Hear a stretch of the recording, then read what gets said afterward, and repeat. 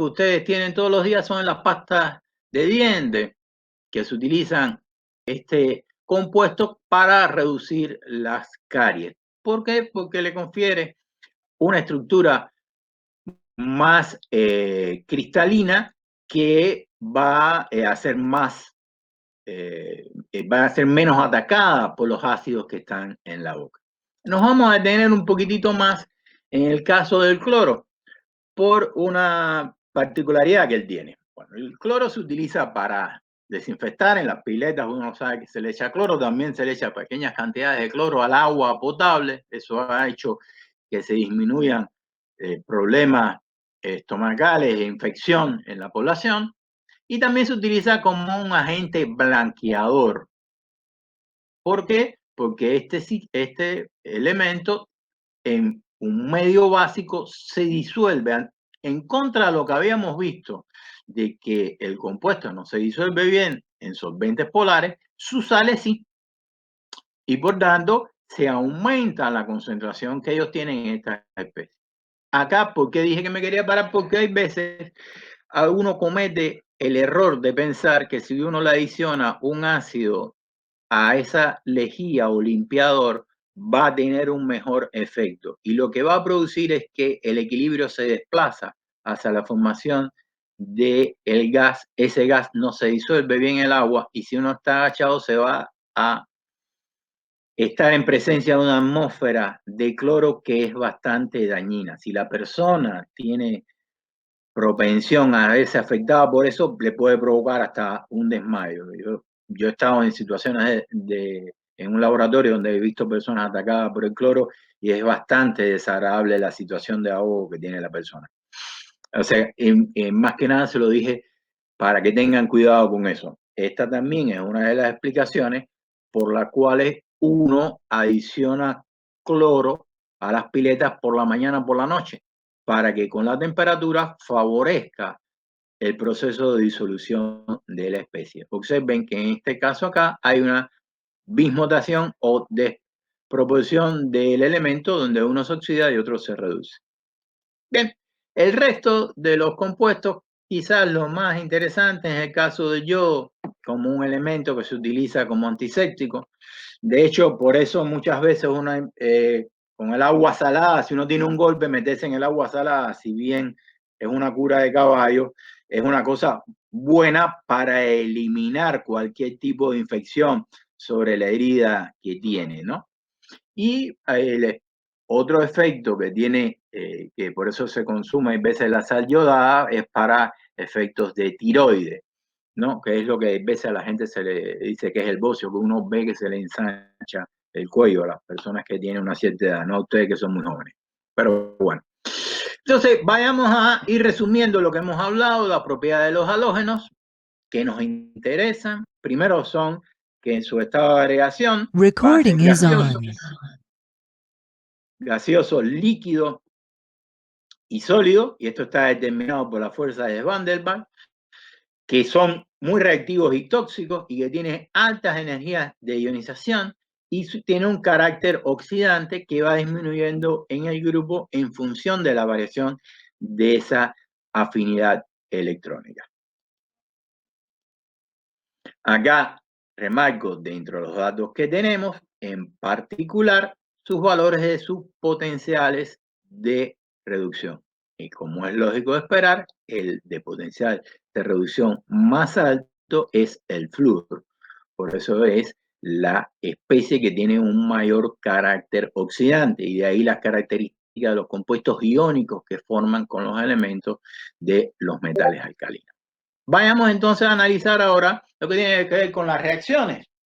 Acá están las reacciones generales. Vamos a hacer hincapié en la formación de los haluros o hidrácidos, las sales.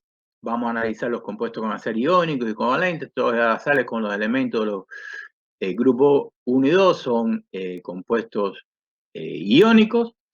Y acá le llamo la atención esta, donde ya ven una característica del flúor en cuanto a su reactividad. Fíjense que es el único que no va a bismutar. frente en el medio acuoso y que la reacción con el flúor lo que tiende es a oxidar el oxígeno. Bien, eso es la única reacción que ocurre y que ocurre violentamente, mientras que con el resto de los elementos, para que tengan lugar esto, tiene que ser activada por la luz solar. Bien, otra reacción que vamos a hacer hincapié a lo largo del día de hoy es la reacción de lo que se considera la ley de desplazamiento de los halógenos en función de lo que vimos anteriormente, la diferencia de sus potenciales de reducción. Y un caso muy interesante es la formación de los haluros con mezcla de halógenos, los interhaluros. Bien, entonces vamos a hacer hoy hincapié y conversar también sobre las características ácidas de estos compuestos. Estas son algunas de las ideas sobre las que vamos a poner más el ojo a lo largo de nuestro conversatorio de hoy. Bien, entonces, ya hay una cosa que sabíamos de antes, las características de los haluros que forman con los metales de los elementos del grupo 1 y 2, exceptuando exceptuando el berilio, que ya deben estar cansados, y también de oírmelo decir, y en el caso de los haluros de aluminio, que tienen unas características similares en cuanto a que son compuestos covalentes. El resto son compuestos iónicos, que en algunos casos las reacciones que tenemos acá, que como sabemos estos compuestos de elementos del grupo 2 forman con agua, forman los hidrogenos correspondientes, nos pueden servir para la formación de también de el hidrácido correspondiente. ¿Qué características también tenemos que podemos determinar siempre la estabilidad de estos compuestos y su solubilidad la podemos determinar a partir de un ciclo von Haber? En este caso acá, para tratar de traer algo diferente, planteé un ciclo von Haber en el caso del equilibrio. Tenemos de nuestro haluro en fase gaseosa con el hidrácido en fase acuosa, que también sigue exactamente un ciclo de von Haber, donde la formación de esto va a estar muy relacionada con el proceso de hidratación que pueden tener esta especie. Eso explica, por ejemplo, la mayor solubilidad de un compuesto en función de que cambie mi haluro respecto a otro. Los compuestos de los haluros de los elementos del grupo 1 y grupo 2 son compuestos solubles. Su solubilidad aumenta en la medida que pasamos del flúor al yodo en función del aumento del tamaño del anión correspondiente.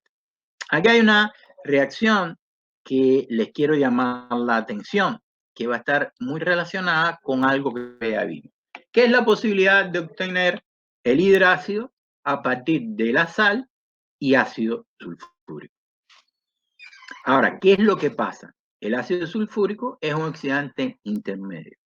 Frente a unas especies que tienen un poder oxidante tan fuerte como el flúor y el cloro, no hay ningún problema y la reacción me da directamente el hidrácido que quiero. Ahora, lo que quiero traerle para que vean la diferencia está dada con el caso del bromuro y del yoduro, donde ya acá el carácter oxidante de ellos es menor, lo cual hace que frente a un agente oxidante como el sulfúrico se genere los halógenos correspondientes y que por tanto, a diferencia de el flúor y el cloro, para obtener el hidrácido tenga que utilizar un ácido que sea más débil, no en su carácter como ácido, sino porque no tenga el carácter oxidante que tiene el sulfato. Bien, y eso, de entrada ya me está relacionando algo de lo que vimos anteriormente, que vamos a ver bastante a lo largo del día de hoy en cuanto a el poder oxidante, cómo va descendiendo en la medida que bajamos en el grupo. En el caso ahora de los haluros covalentes, la reacción la dada directa con cualquiera de los elementos. Vimos los haluros de nitrógeno, lo de fósforo. Acá vamos a hacer hincapié en los compuestos interhalogenados.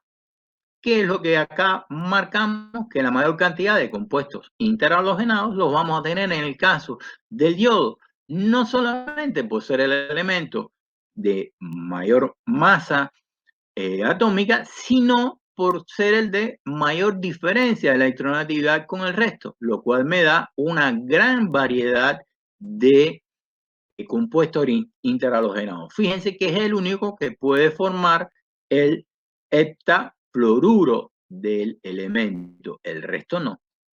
Estos compuestos nosotros lo vimos bastante a lo largo de nuestro curso de química general cuando vimos el TREPEP y la hibridación. ¿Qué características podemos adicionar a estos compuestos más allá de esta curiosidad en cuanto a su estructura? Que reaccionan violentamente con el agua formando el oxiácido correspondiente. Y por otro lado, que si bien son poco estables, podemos encontrar también la presencia de compuestos con cargas positivas dentro del sistema. ¿Bien? Ahora vamos respecto a los oxiácidos de los halógenos, vamos a conversar un poquito.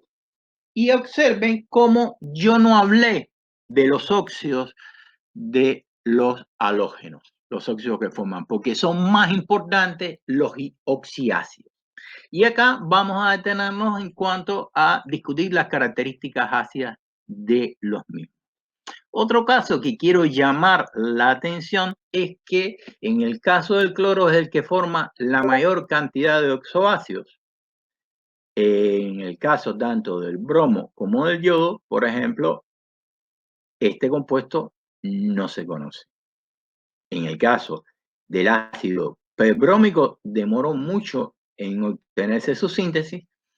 Y como un caso llamativo, en el caso del yodo, si bien nosotros siempre, y vamos a seguirlo hablando así, vamos a hablar del ácido periódico, en realidad, en solución, se plantea el ácido ortoperiódico. ¿Por qué se lo traje? No para complicarle la vida, sino porque es posible que en función de los libros de química inorgánica que ustedes encuentren o que estudien, cuando tenemos los valores, los potenciales de oxidación de las especies o reducción, si se utiliza la serie de Latimer, van a encontrarse esta especie como la que se utiliza en el libro. Simplemente a manera de información planteamos esto. Y lo otro que quiero remarcar acá es que en el caso del hipoyodito, él se descompone para dar la especie del yodato. O sea, de todas estas especies que tenemos acá, los cloratos, bromatos y yodatos son las especies más estables. Bien. Quiero nuevamente marcar acá lo siguiente.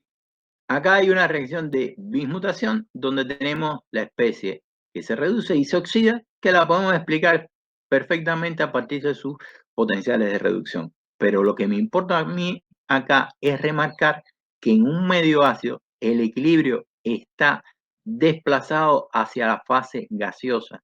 Eso es importante. Si nosotros queremos aumentar la concentración de esta especie, nosotros tenemos que trabajar en un medio básico donde vamos a tener la sal correspondiente.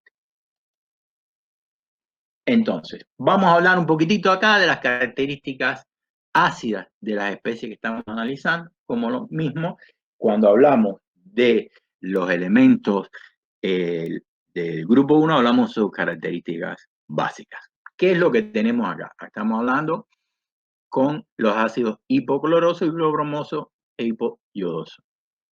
¿Qué es lo que observamos acá? En función de la diferencia de electronegatividad, observen que la fuerza de este enlace está orientado hacia la especie. Queda como resultado que esta densidad de carga está orientada hacia acá. Empobrecimiento del enlace oxígeno-hidrógeno. La debilidad de este enlace favorece su ruptura y de ahí su carácter ácido.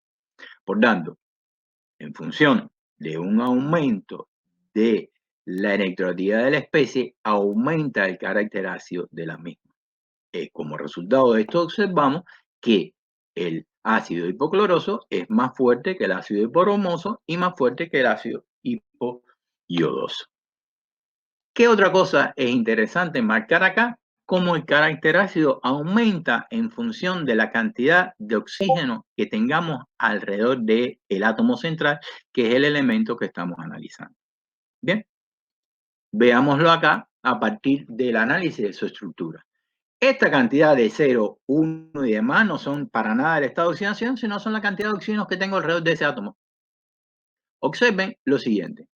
Como yo tengo acá otro oxígeno, ese oxígeno va a traer densidad de carga para acá. Por tanto, está empobreciendo este enlace. Y para compensar esto, se debilita cada vez más el enlace hidrógeno-oxígeno. Por eso, en función de que la densidad de carga de el cloro disminuye, fíjense que aumenta su estado de oxidación, pero su estado de oxidación positivo va pasando hasta 7 en el caso del perclorato.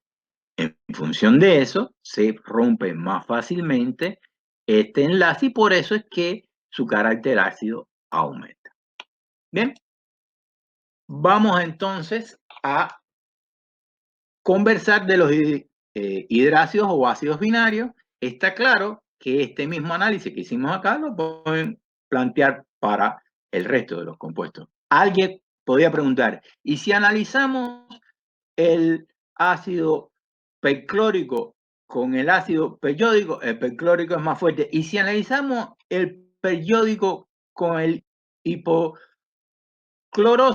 No, en el periódico va a ser más fuerte por la cantidad de oxígenos que tenemos alrededor. Ese efecto de la cantidad de oxígeno va a ser predominante sobre la diferencia de electronegatividad de ese átomo central. Bien, entonces veamos acá. Lo primero que vemos de esta tablita es que esta especie que tenemos acá es un ácido débil, mientras que el resto que tenemos acá es un ácido fuerte. Son ácidos fuertes, aumentando la fortaleza en la misma medida que bajamos en el grupo. Vamos a tratar de analizar desde el punto de vista cualitativo, porque para tener una idea completa realmente desde el punto de vista termodinámico de esto que estamos hablando, habría que tener un análisis por un ciclo von Haber. Bien, ¿qué es lo primero que encontramos? Con la diferencia del aumento del tamaño, al pasar de el flúor al yodo, claramente la distancia del enlace aumenta. ¿Esto qué hace? Que este enlace se ve más debilitado. Pero hay otro factor que tenemos que tener en cuenta acá. ¿Qué cosa es? La formación de puentes de hidrógeno entre el flúor y el agua. Esta formación de puentes de hidrógeno es una explicación que se da para justificar la fortaleza de este enlace hidrógeno-flúor, que en principio uno podría pensar que está debilitado por la diferencia de electronegatividad de la especie. Cuando nosotros ya pasamos a analizar el caso de el cloro, acá no tenemos puentes de hidrógeno. ¿Por qué? Porque el átomo de cloro es un átomo grande. Por tanto, acá no hay esta compensación que podría fortalecer el enlace y entonces en función del aumento de la distancia, ese enlace está debilitado. Esa es la explicación para explicar por qué el ácido iodídrico es más que bromhídrico, más que clorhídrico y por qué esta especie es un ácido débil. Bien, hasta acá vamos bien. ¿Hace falta detenerme y explicar algo más? Bueno, su silencio lo tomo porque Para mí está re claro.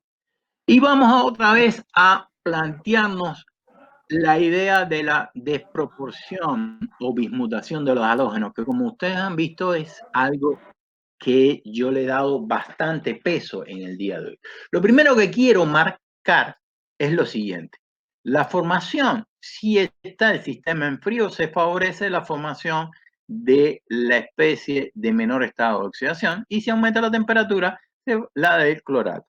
En el caso particular del yodo, si bien el hipoyodoso se conoce, él descompone y por tanto no vamos en ningún caso a considerar su existencia en nuestro curso.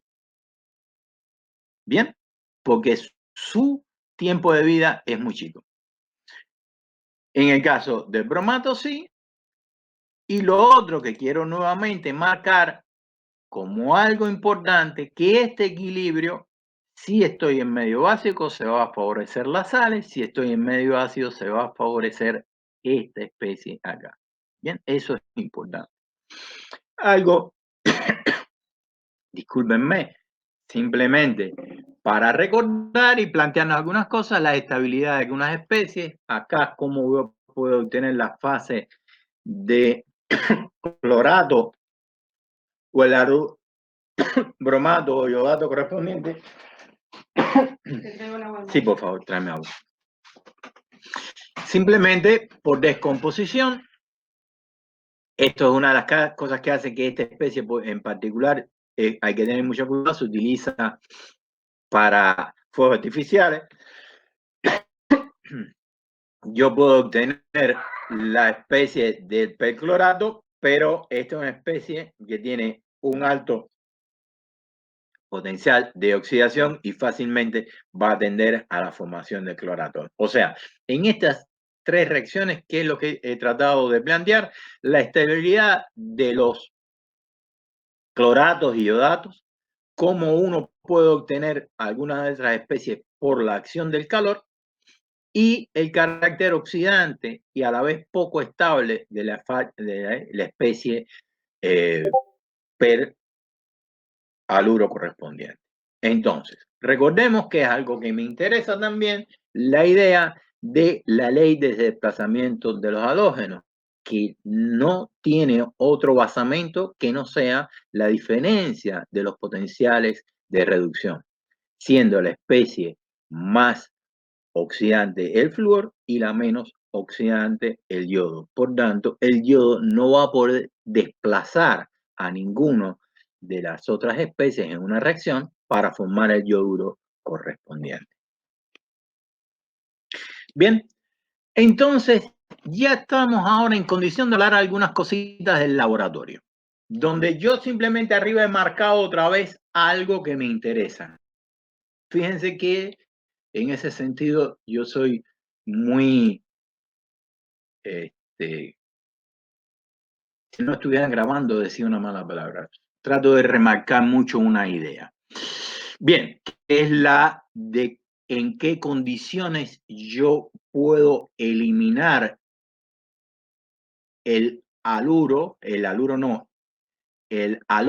del ambiente en un medio alcalino. Bien, entonces nosotros habíamos hablado con unos métodos de obtención de las especies, podían ser a partir de las hidrólisis, de las electrólisis correspondientes de los elementos. Está claro que nosotros nos vamos a plantear a nivel del laboratorio por lo reactivo que es reacciones con el flúor, pero las demás especies nosotros las podemos obtener a partir de un oxidante fuerte, como puede ser el permanganato de potasio o el dióxido de manganeso, como está planteado ahí. Con un ácido nosotros podemos favorecer la formación de el halógeno que querramos obtener. Y eso es lo que vamos a hacer en el práctico que deberíamos en condiciones normales haber realizado en clases. Veamos lo siguiente. Acá, simplemente para que tengan ahí arriba la idea, es cómo sería el método para la síntesis en el laboratorio del cloro. Pónganle atención a lo siguiente, los frascos lavadores. Primer frasco lavador, disculpen, voy a tomar un mate. Tenemos, no está bien, con una solución saturada de cloro, cloruro de sodio, después tenemos otra que tiene agua y al final tenemos el hidróxido. Esto de entrada va a ser una diferencia de con métodos que observamos que existen en la literatura para obtener al sistema, donde tenemos que simplemente ponen un primer frasco lavador y un segundo donde se va a obtener el cloro correspondiente. Veamos cómo sería en nuestro laboratorio el montaje de este práctico. Acá, en este recipiente, que sería donde tenemos el óxido de manganeso, sería un quitasato, tenemos conectado acá un sistema donde vamos a adicionar el ácido clorhídrico para provocar la reacción y calentar. Acá tenemos el cloruro de sodio, acá tenemos el agua y acá tenemos el hidróxido de sodio. Vamos a primero conversar la aplicación de este sistema acá. ¿Para qué ocurre esto? Acá es donde yo voy a obtener el cloro. Y como vimos anteriormente, el muchacho es de color verde. Por tanto, acá yo voy a obtener la formación de un gas y después este gas vamos a hacer que pase acá. Vamos a explicar después por qué es que pasa de un lado para el otro. Bien, o sea, acá tengo el cloro que se va a disolver en el agua, pero como vimos anteriormente, el cloro es un compuesto que es tiene un momento dipolo igual a cero, por tanto en agua no se disuelve mucho. Si la cantidad de cloro que yo genero es muy grande, hay una cierta cantidad que se va a ir al ambiente. Entonces, para evitar esto, ¿qué hago? Con este nuevo recipiente acá, con este matraz, yo lo tengo lleno, lleno no, lo tengo con una cierta cantidad de hidróxido de sodio y logro que todo el cloro pase a hipoclorito y cloruro en esta solución de manera tal que no me vaya al ambiente. Habíamos hablado que el cloro es tóxico.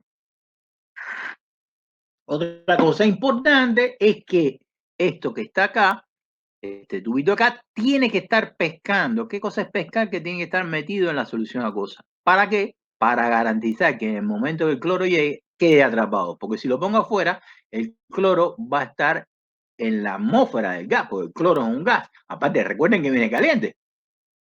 El cloro es un gas. Entonces, se me iría. Por eso es que el tipo tiene que estar atrapado acá. Fíjense por otro lado, acá cómo viene. Este es un tubo que viene acá y también tiene que estar pescando dentro del agua y yo me voy a guiar el funcionamiento de esto por el burbujeo que se está provocando acá. Si acá se me genera presencia de cloro, ¿cómo yo voy a saber que se me está generando presencia de cloro? Fácil, porque el cloro, ¿qué color tiene? Verde. Si acá el aire se me empieza a colorear, quiere decir que esa atmósfera gaseosa que tengo ahí va a estar empezando a ser enriquecida en cloro y ese cloro va a venir por acá. Fíjense que acá se cometió un error. ¿Cuál es el error que se cometió acá? Esta conexión es distinta a esta. Esta conexión no está conectada a la solución, en este caso agua, y esta no está conectada acá. Yo tengo que garantizar que en todos los casos la esté puesta de este lado la conexión que está en contacto con el agua. ¿Por qué? Vamos a explicarlo enseguida. Y a la vez, eso me va a dar la explicación de qué rayo o qué función tiene, para hablar mejor, este muchacho que está acá. Esta que se conoce como trampa.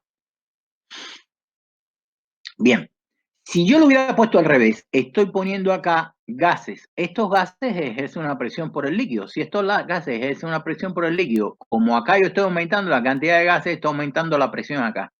Si la presión que está acá es mayor que la presión que está acá, ¿qué es lo que hace? El líquido me lo empuja y me lo manda para acá.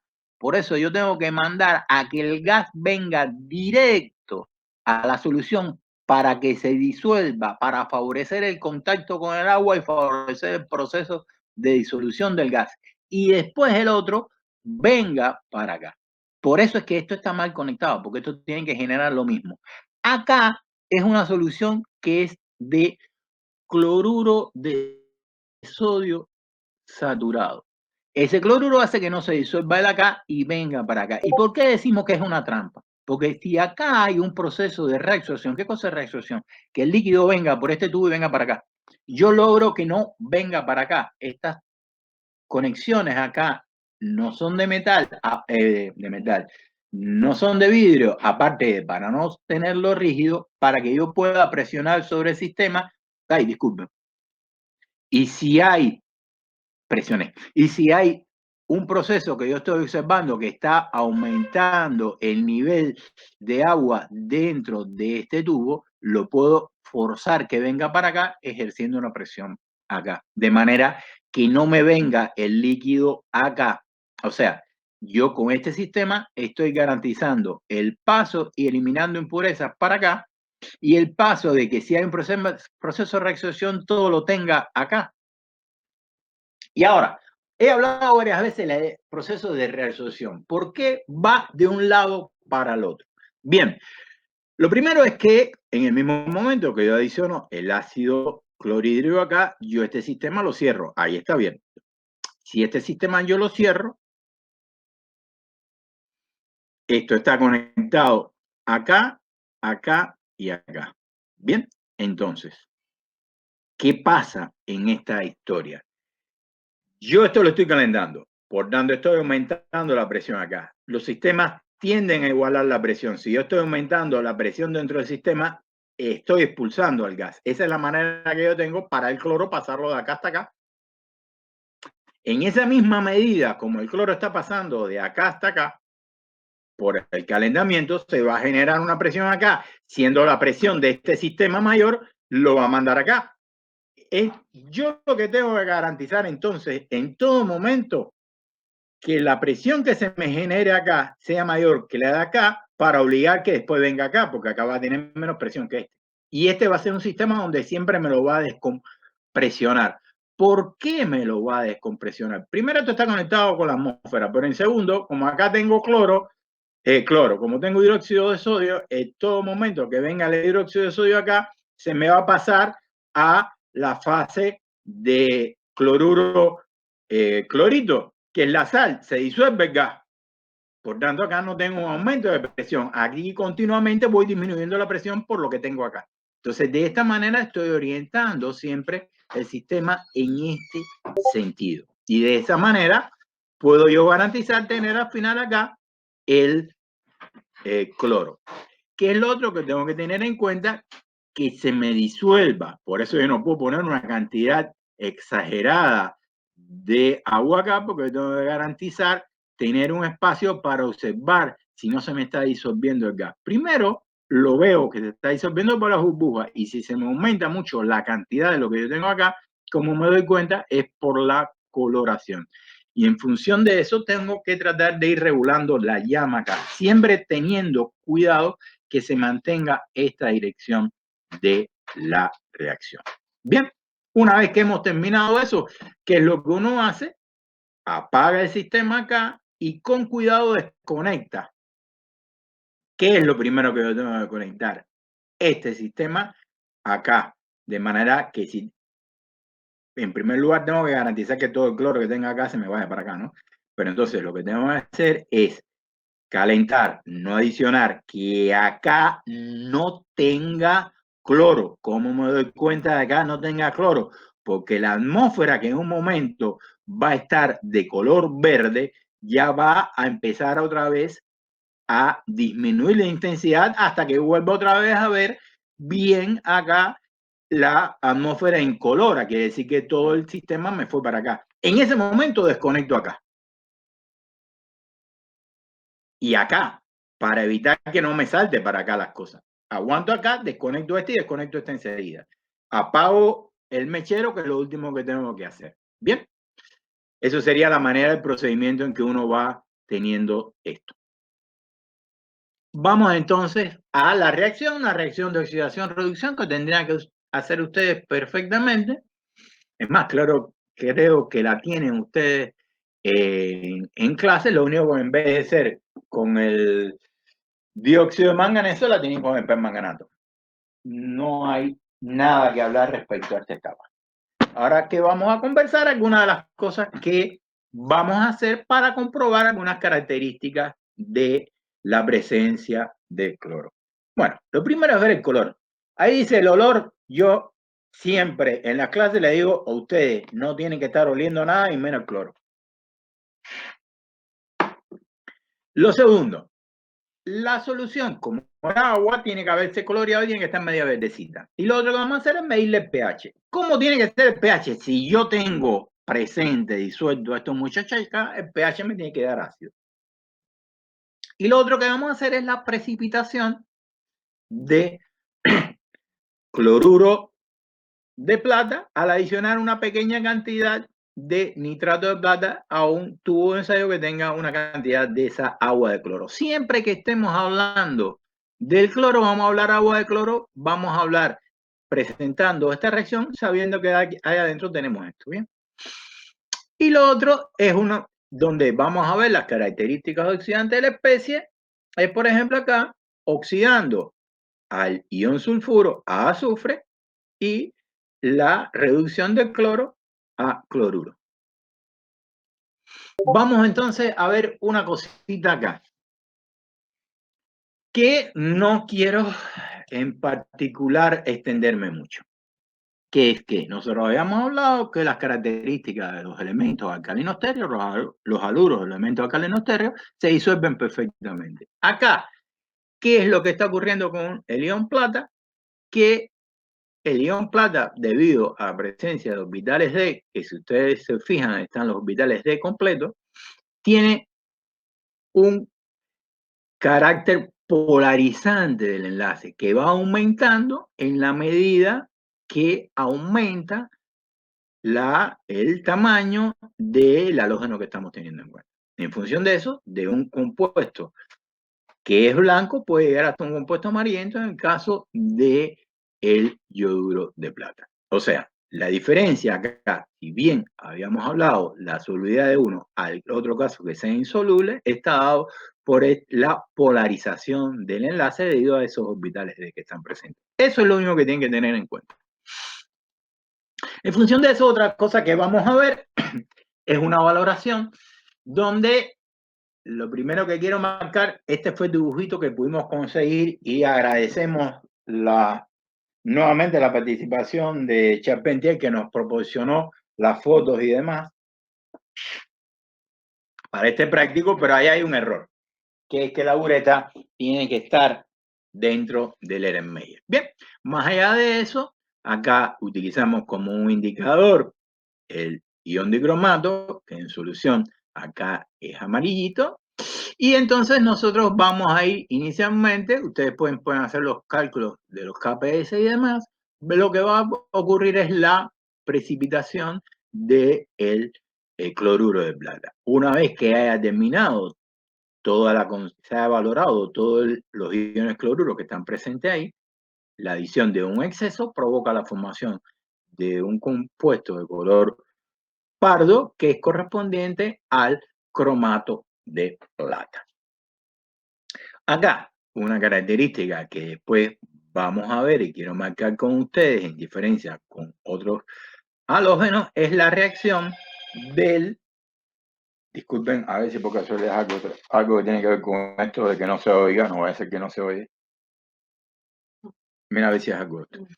Es que con el ion tiosulfato en presencia de cloro, nosotros lo que se va a producir es la oxidación y formación de sulfato. ¿Cómo yo determino que se ha formado sulfato? Adicionando cloruro de bario. Si ustedes recuerdan, el cloruro de bario, al formar el sulfato de bario, es un compuesto que precipita. Entonces, ese precipitado blanco, a diferencia de lo que tenemos acá en solución, que recordamos que las sales de los elementos alcalinos son solubles, esta es insoluble y ese precipitado blanco nos demuestra la formación de este compuesto y la oxidación de sulfito de tiosulfato a ion sulfato. Ahora vamos a ver el método de obtención del yodo, algo que ya hemos conversado. Tenemos que acá tenemos la sal y tenemos nuestro ácido sulfúrico en un sistema como este, donde qué es lo que nosotros nos vamos a aprovechar de las características de que como tenemos que el yodo es un compuesto molecular, compuesto covalente molecular, es un compuesto que sublima. Entonces, en función de esto, yo puedo, una vez que se obtuvo el yodo sólido, yo puedo por calentamiento sublimar y obtenerlo,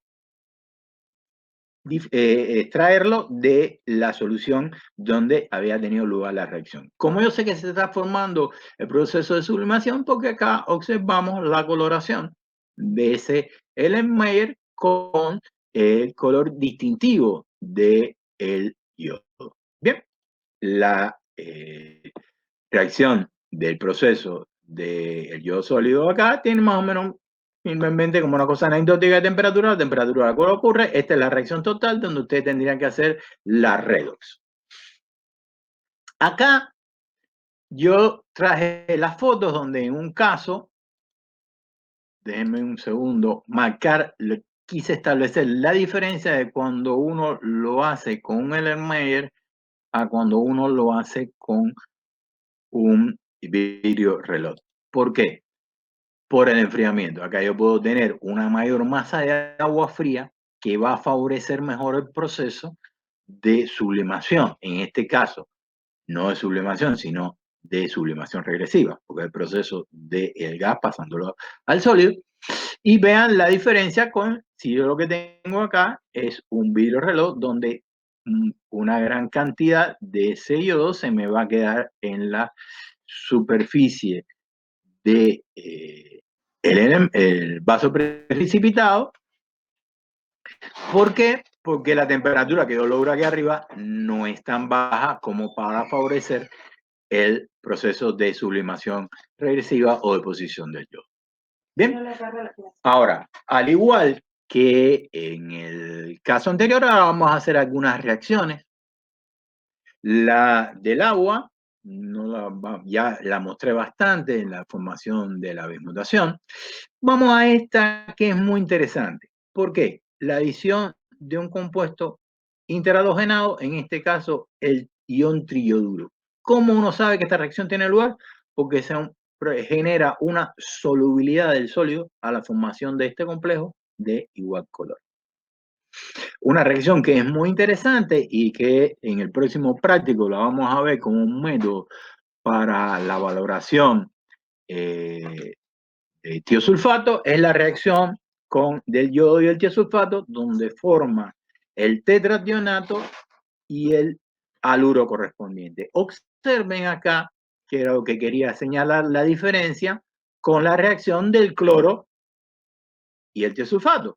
Eso se debe a qué cosa? A la diferencia de los potenciales de reducción de la especie. Esta especie tiene un mayor potencial de reducción y por eso su carácter oxidante es mayor y logra la formación del ion sulfato, mientras que en este caso se produce el tetrationato.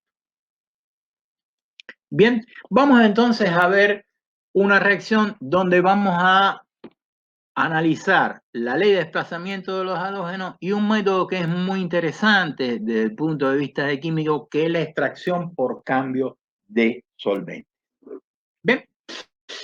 O sea, cuando uno habla de cambio de solvente, es que si estoy en un medio acuoso, después voy a pasar a un medio que no sea polar, eso es un cambio de solvente, porque si el solvente que utilizo es polar, o sea, el cambio de solvente es de agua a alcohol, el resultado no es muy importante. Fíjense que en todos los casos que tenemos acá, lo que tenemos son las sales. Acá hemos adicionado el ion tetacloruro, que si ustedes se ponen y se entretienen, van a ver que el momento dipolo de L0, por tanto, es un solvente no polar, es un solvente orgánico no polar. Y lo que vamos a hacer es, al sistema, vamos a adicionarle ácido clorhídrico. Si yo adiciono ácido clorhídrico, como hemos visto en nuestros equilibrios anteriores, la sal va a pasar a la fase ácida y esa fase ácida está desplazada hacia el halógeno correspondiente. Vamos a verlo ahora de un punto de vista gráfico con unos dibujos. Bien, acá nosotros como tenemos nuestro solvente que es apolar, el haluro, en este caso el hipoclorito de sodio, está en la fase acuosa porque habíamos visto que las sales se disuelven muy bien en solventes polares. ¿Qué es lo que va a pasar ahora? Vamos a adicionar ácido. Si yo adiciono ácido, de esta fase se va a favorecer la formación del halógeno correspondiente. En función de eso, yo agitando mi vaso, mi ampolla de decantación, ¿qué es lo que logro? Que el halogenuro que tenía acá, al pasarlo a la fase del halógeno, va a estar en el solvente no polar. Bien, y entonces, ¿cómo yo observo esto? Porque acá se va a lograr una coloración amarilla y acá se me va a decolorar la solución. ¿Por qué? Porque acá voy a tener a mi halógeno que, como yo sé, es de color amarillento verdoso. Lo mismo vamos a hacer con el bromato y el bromuro. Y vamos a adicionar ácido clorhídrico. En función de esto, yo voy a tener a mi compañero, mi halógeno, que esto es el bromo, que es un color medio rojizo, naranja, donde cuando yo lo agite, después de haber adicionado el ácido, va a pasar a la fase no polar. Y lo mismo va a ocurrir con el yodo. Vamos a hacerlo acá rápido. Ahora, pero quiero que ustedes se detengan en esto porque ahora yo voy a parar. Esta es la explicación. No, vamos a completarla con las reacciones y vamos a hacer una demostración de que buscamos en internet de un práctico de desplazamiento de halógenos. Vamos a entonces, para no ir y volver acá, a las reacciones que habíamos hablado a lo largo de este PowerPoint. Primera es la formación del haluro.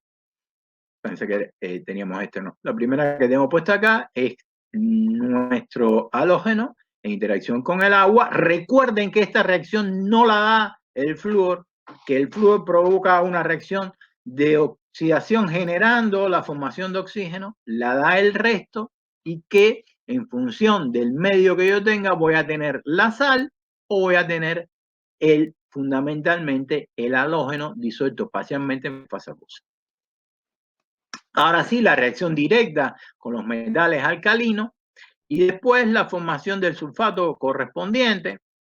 Acá le remarco en este caso que es un método que también se utiliza la formación del hidrácido, que esto no lo podemos hacer con el bromo y el yodo, porque lo que vimos, en lugar de tener una reacción de intercambio, vamos a tener una reacción de oxidación-reducción y vamos a tener bromo gaseoso y yodo, no el hidrácido correspondiente.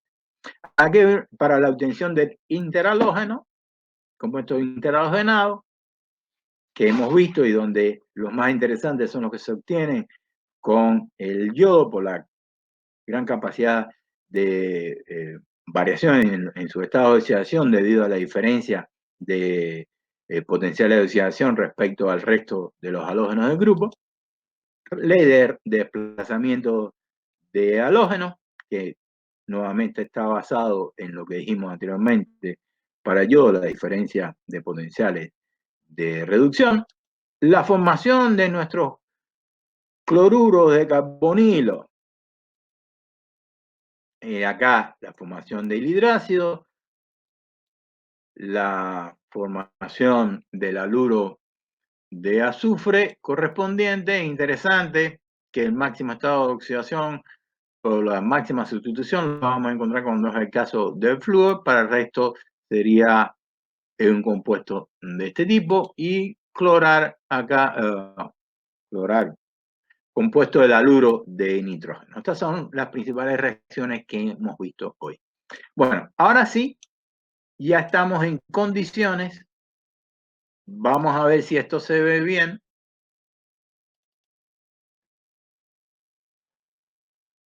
quiero poner acá, vamos a ver, este es, pero quiero bajar este y ahora quiero